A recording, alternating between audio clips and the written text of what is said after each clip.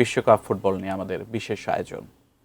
আজকে আমরা বিশেষ আয়োজনে পেয়েছি অতিথি হিসেবে আমাদের স্পোর্টস এডিটর পবিত্র কুণ্ডুকে। দাদা, স্বাগত জানাচ্ছি আপনাকে আমাদের আজকের আয়োজনে। আজকে ফাইনাল। আমরা বিরতিতে যাবার আগে যেমনটা বলছিলাম যে ফাইনাল মানেই শুধু 90 মিনিটের ফুটবল নয়, বিশ্বের ক্রীড়া মঞ্চের এক বিশাল আয়োজন। এখানে সমাপনী অনুষ্ঠানও থাকে। সমাপনী অনুষ্ঠান ঘিরে শুরুতে আপনার মন্তব্যটা শুনবো, তারপরে আপনার তৈরি রিপোর্টটা দেখবো। এবার কিন্তু আমরা তো জানি যে 3 দেশ যৌথভাবে আয়োজন করছে, এটা ইতিহাসের প্রথমবার এটা ঘটলো।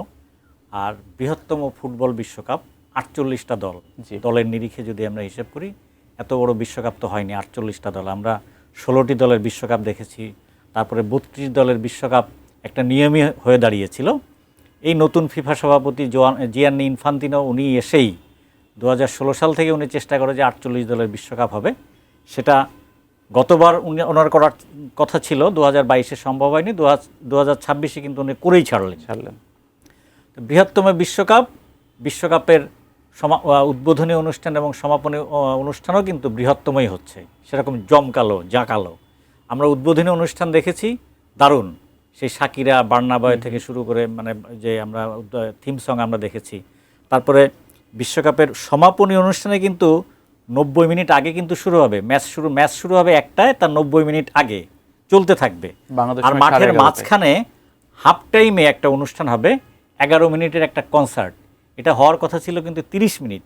আচ্ছা, এটা নিয়ে ফুটবল বিশ্বে একটা মিক্সড রিয়াকশনস ছিল, মিশ্র প্রতিক্রিয়া ছিল। মানে ফুটবল সমাজ কিন্তু এটা মেনে নেয় নাই।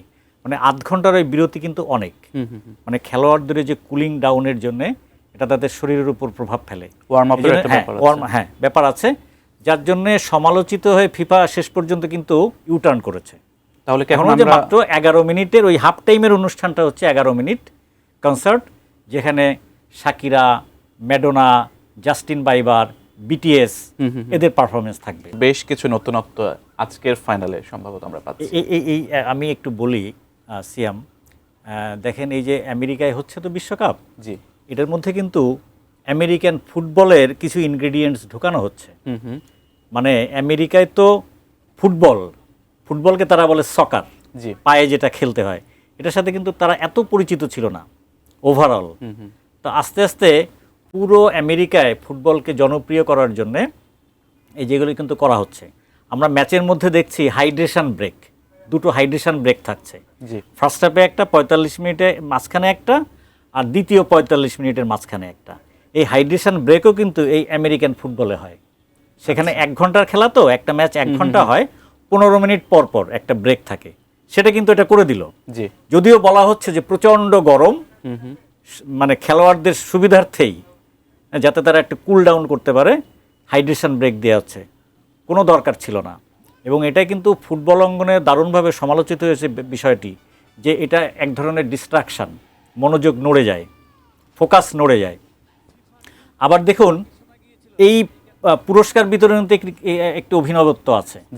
এবার কিন্তু ট্রফি তো পাচ্ছে বিজয়ী দল, তার সাথে ব্যক্তিগত মেডেল তো থাকেই, এগুলো তো থাকলোই। অ্যাপার্ট ফ্রম দ্যাট এবার সোনার আংটি দেয়া হচ্ছে একটি করে, চ্যাম্পিয়ন্স রিং, সেটা প্রত্যেক বিজয়ী খেলোয়াড় এবং বিজয়ী দলের কোচিং স্টাফকে।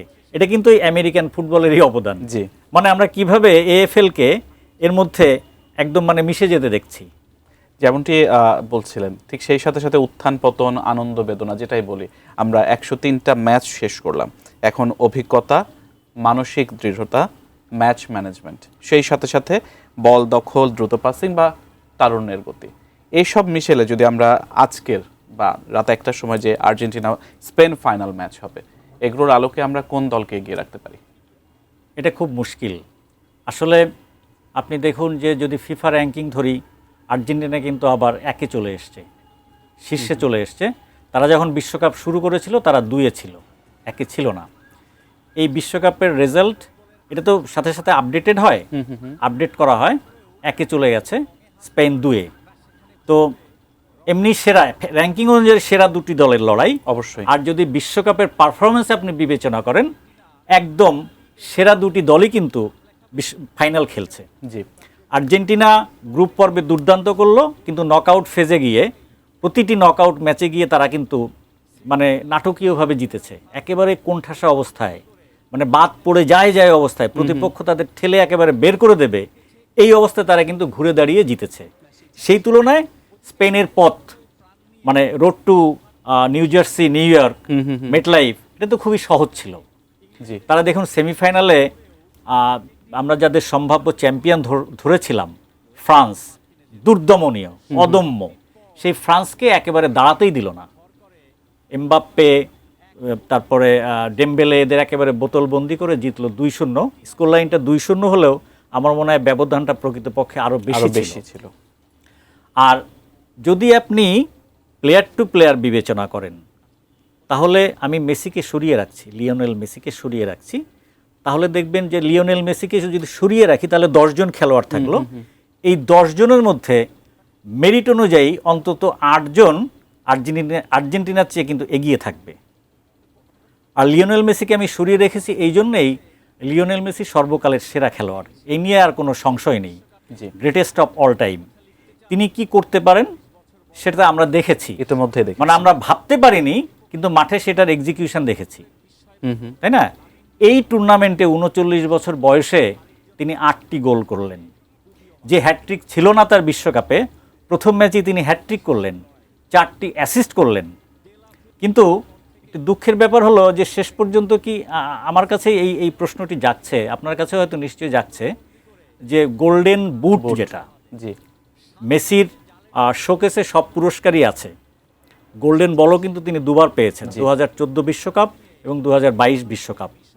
গোল্ডেন বুট মানে সর্বোচ্চ গোলদাতার পুরস্কারটি এখন অধরা। এবার কিন্তু সেই সুযোগ ছিল, কিন্তু গতকাল তৃতীয় স্থান নির্ধারণী ম্যাচে, যে ম্যাচে আসলে কোনো চাপ নেই, কোনো দলই এই ম্যাচটা খেলতে চায় না, মানে সেমিফাইনালে হেরে যাওয়ার পরে একেবারেই রিল্যাক্স মোডে থাকে। তো এই ম্যাচটিতে এমবাপ্পে 2টি গোল এবং 1টি অ্যাসিস্ট করে লিওনেল মেসিকে কিন্তু ছাড়িয়ে গেলেন। তার গোল হলো 10টি, অ্যাসিস্টও হলো 4টি, মানে মেসির সমান হয়ে গেল।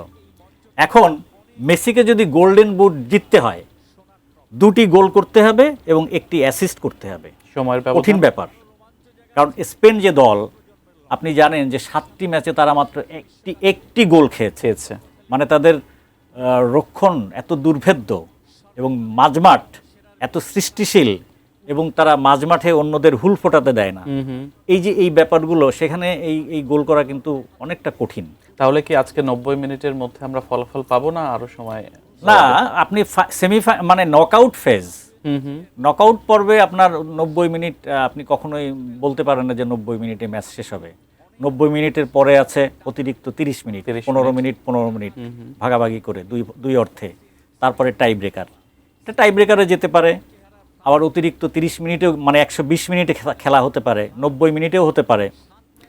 আসলে সেরা দুটি দল এই টুর্নামেন্টের বিবেচনায়, পারফরমেন্সের বিবেচনায়ও, র্যাঙ্কিং অনুযায়ীও মুখোমুখি হয়েছে। তবে আপনি যদি বলেন, অনেকেই বলছে যে স্পেন অনেকটাই এগিয়ে, স্পেন তারুণ্যের শক্তি আছে, লামিন ইয়ামাল বনাম মেসি একটি লড়াই হবে। জানেন সে 39 বছর, 39 বনাম 19, আবার সে 2007 সালের সেই একটি ছবি সারা বিশ্বে ভাইরাল। রিপোর্টে বলছিলেন উদীয়মান সূর্য, এবং হ্যাঁ না, তাকে ওই যে বাথটাবে গোসল করাচ্ছিলেন মেসি, তখন তো ভাবতে পারেনি যে এই লামিন ইয়ামালের সঙ্গেই ফাইনালে শিরোপা লড়াই হবে, তাই না? আর্জেন্টিনা একটি ব্যাপার, আর্জেন্টিনাকে কিন্তু যে কোনো দলই ভয় পায়। আর্জেন্টিনা যতই খারাপ দল হোক না কেন, আর্জেন্টিনার খেলার মধ্যে একটা জিদ আছে, একটা কি বলা যায়, নেভার সে ডাই অ্যাটিটিউড আছে, যে আমরা হারার আগে হারবো না, একদম শেষ রক্তবিন্দু দিয়ে আমরা লড়াই করব। আর মেসি সবসময় জন্য কিন্তু, মেসি কেন এরকম খেলতে পারেন, মেসিকে কেন ব্যাখ্যা করা যায় না, মেসি কেন ফুটবলের এই যে সংজ্ঞা নতুন করে তিনি দিয়ে যাচ্ছেন প্রতিনিয়ত, তার কারণ হলো আনবিলিভেবল। মেসির মধ্যে কি, মানে মেসি কি করতে পারেন এটা বলা যায় না। বিভিন্ন তারকারা কিন্তু মেসিকে প্রশ্ন করার সুযোগ পেয়েছিলেন, সেখানে 24টি গ্র্যান্ড স্ল্যাম জয়ী জকোভিচ প্রশ্ন করেছিলেন যে লিও, তুমি কিভাবে চাপ সামলাও, এত চাপের মধ্যে লড়াই চালিয়ে যেতেই, বা কোথায় শিখলে? সেই উত্তরটা সম্পর্কে আপনার কাছ থেকে বিস্তারিত জানতে চাই। উত্তরটা হলো যে প্রতিনিয়ত নিজেকে অনুপ্রাণিত করে, এক্সট্রা মোটিভেশন তার দরকার হয়, এই যে এক্সট্রা মোটিভেশন, আমি বলছি যে এই যে গোল্ডেন বুটের লড়াইটা, মানে এমবাপ্পে যে কালকে জোড়া গোল করে এগিয়ে গেলেন, এটা তার জন্য কিন্তু এক্সট্রা মোটিভেশন হতে পারে। হতে পারে। আচ্ছা, আবার মাঠের মধ্যে যদি কোনো খেলোয়াড় তাকে রাগিয়ে দেয় কোনো ব্যাপারে, মেসি কিন্তু মাঠের মধ্যে ঝগড়া করে না, উত্তর দেয় মেসির পা, উত্তর দেয় মেসির খেলা। এই জন্য জেরার্ড পিকে, যে বার্সেলোনায় তার টিমমেট ছিলেন, জেরার্ড পিকে বলেছেন তার তার সতীর্থদের, মানে ফ্রান্স স্পেনের খেলোয়াড়দের বলেছেন যে তোমরা কিন্তু লিওকে কিন্তু রাগিয়ে দিও না, কারণ লিও কী জিনিস আমরা জানি, ও রেগে গেলে হয়ে যায় ভয়ঙ্কর। ও তখন ওইটাকে মোটিভেশন হিসেবে নেয়, মানে ওর মধ্যে তখন একটা কি বলা যায় যে ঐন্দ্রজালিক একটা খেলা, একটা পারফরমেন্স ভর করে। এই জন্যেই মেসি সম্পর্কে কিছু বলা যায় না, মেসিকে সবাই একটু আলাদা করেই রাখে। আপনি প্রতিপক্ষ দলের কোচকে বলেন, প্রতিপক্ষ দলের খেলোয়াড়দের বলেন, মেসি কখন কি করবে এটা আসলে বলা যায় না। আর স্পেনের সাফল্য তো নির্ভর করবে মেসিকে আটকে রাখার মধ্যে, এবং তারা বলেছেও যে আমরা মেসিকে আটকে রাখার চেষ্টা করব। এটা অতীতে সব কোচ, সব খেলোয়াড়ই এটা চেষ্টা করেছে প্রতিপক্ষের, কিন্তু মেসিকে আটকে রাখা যায়নি। খুব সেক্ষেত্রে কম সময় মেসিকে আটকে রাখা গেছে।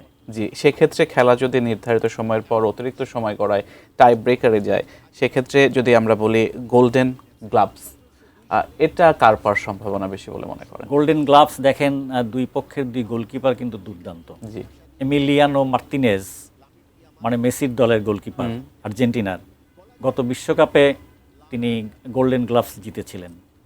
এবার তাকে একটু অফ কালার মনে হতে পারে, তার হাতে আঙুলে কিন্তু ইনজুরি আছে, চোট আছে। উনি বলছেন যে চোট থেকে আমি পুরোপুরি সেরে গেছি, কিন্তু এটা এক ধরনের একটা আনসার্টেনটি, একটা অনিশ্চয়তা তার মধ্যে কিন্তু কাজ করে, যে আমার হাতে যদি আবার লাগে, হ্যাঁ, এটা একটা হতে পারে। তার রিফ্লেক্সটা একটু কম মনে হচ্ছে, সেই তুলনায় উনাই সিমন, স্পেনের গোলকিপার, জি, স্পেনের গোলকিপার দুর্দান্ত। উনাই সিমন অ্যাথলেটিক বিলবাওয়ের গোলকিপার। উনাই সিমন কিন্তু স্পেনের নাম্বার 1 এখন। আপনার বার্সেলোনার যে গোলকিপার 2 নম্বর, আপনি চিন্তা করেন উনাই সিমন কি অসাধারণ পারফরমেন্স করছে। কিন্তু উনাই সিমনকে আমরা টাই ব্রেকারে ওই সাফল্য উনাই সিমনের আমরা দেখিনি, বা জানিও না সেরকম। চাপ সামলানোর একটি বিষয় আছে, অভিজ্ঞতার একটি ব্যাপার আছে। এমিলিয়ানো মার্তিনেজ কিন্তু বিশ্বজয়ী, একবার বিশ্বকাপ চ্যাম্পিয়ন হয়ে এসেছে, অভিজ্ঞতা আছে, তিনি জানেন। হ্যাঁ, তিনি জানেন কিন্তু এই কিভাবে রাস্তাটা পার হওয়া যায়, কিভাবে রাস্তা পার হতে হয়। এই যে অভিজ্ঞতা, এটা আসলেই আর্জেন্টিনার পক্ষে থাকবে। দর্শক সমর্থকদের কথা দাদা, এবার একটু আমরা দেশের প্রসঙ্গে আসি। আমাদের দর্শকরা অনেক বেশি, যদি বলি আমরা, অপেক্ষা করছে আজ রাত 1টার জন্য বিভিন্নভাবে। সেক্ষেত্রে বাংলাদেশে ফুটবল উন্মাদনা নিয়ে আপনার কাছ থেকে জানতে চাই, এবং ফুটবল ডিপ্লোমেসি সম্পর্কে জানতে চাই। আমরা একেবারে শেষের দিকে আছি, এটা শেষ প্রশ্ন সম্ভবত। বাংলাদেশের ফুটবল নিয়ে উন্মাদনা, বিশেষ করে বিশ্বকাপ নিয়ে উন্মাদনা, তো এটা ইউনিক, একেবারে অনন্য ব্যাপার। আমি এটা জানিয়েছি 2002 বিশ্বকাপ আমি প্রথম কাভার করি, সেখানে ব্রাজিলের খেলোয়াড়দের কাছে গেছি, আর্জেন্টিনা খেলোয়াড়দের পাইনি। ওইবার গ্রুপ পর্বে বিদায় নিয়ে জাপান থেকে চলে যায় আর্জেন্টিনা, বিদায় নেয়। তো আমার একটি অভিজ্ঞতার কথা আমি যদি শেয়ার করি, জি, মানে ভাগাভাগি করি, সেটা হলো রোনালদো নাজারিও, তখন তো বিশ্বের সেরা খেলোয়াড়, সেরা ফরওয়ার্ড, যা দ্য ফেনোমেনন, রোনালদো নাজারিওর একটা ইন্টারভিউ নেওয়ার আমার সুযোগ হয়েছিল।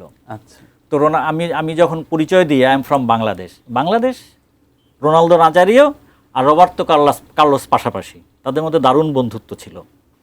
তো বাংলাদেশ, হোয়ার ইজ ইট, এটা কি চীনের পাশে, এটা কি চীন বা? তখন আমি তাকে বোঝালাম যে বাংলাদেশ একটি স্বাধীন দেশ, একসময় ভারতবর্ষের ভিতর ছিল, তারপরে পাকিস্তান থেকে আমরা স্বাধীন হয়ে, পশ্চিম পাকিস্তান থেকে স্বাধীন হয়ে আমরা বাংলাদেশ হলো মুক্তিযুদ্ধের মাধ্যমে, এসব বলো। তারপরে আমাদের যে ল্যাঙ্গুয়েজ মুভমেন্ট, আমাদের ভাষা আন্দোলন, এইসব কথাটা বলার পরে রোমান কিন্তু বেশ শুনলেন। শেষ 1 মিনিট দাদা। তারপরে বললো যে হ্যাঁ বাংলাদেশ, আমাকে অটোগ্রাফ দিয়েছিলেন, বেশ কয়েকটি প্রশ্নের উত্তরও দিয়েছিলেন। আর এই যে ডিপ্লোম্যাসি, গতবার কিন্তু আর্জেন্টিনা দেখেছে বাংলাদেশের ফুটবল উন্মাদনা, এবং যার জন্যে এত বছর পরে বাংলাদেশে কিন্তু আর্জেন্টাইন দূতাবাস ছিল না, দূতাবাসটা খুললো, এবং এইটাকে আমরা কাজে লাগাতে পারি। অবশ্যই। আমাদের মানে বৈদেশিক বাণিজ্য বা আমরা উপকৃত হতে পারি। এর মধ্যে তো আমরা জানি যে আর্জেন্টিনা থেকে কিন্তু গম আসছে, lakh lakh ton metric ton গম আনা হচ্ছে এবং সেটি বেশ সাশ্রয়ী মূল্যে। আমরা অনেকভাবে এই যে এই ডিপ্লোম্যাসিটাকে কাজে লাগাতে পারি। জি, অনেক ধন্যবাদ। জমজমাট ফুটবল দেখার অপেক্ষায় থাকলাম। ধন্যবাদ দাদা সময় দেওয়ার জন্য। ধন্যবাদ আপনাকে। দর্শক, আমরা আজকে ফুটবল বিশ্বকাপের ফাইনাল এবং জমজমাট ফাইনাল দেখার প্রত্যাশা নিয়ে বিকেল 5টা নিউজ আর শেষ করছি। এতক্ষণ সাথে থাকার জন্য ধন্যবাদ সবাইকে।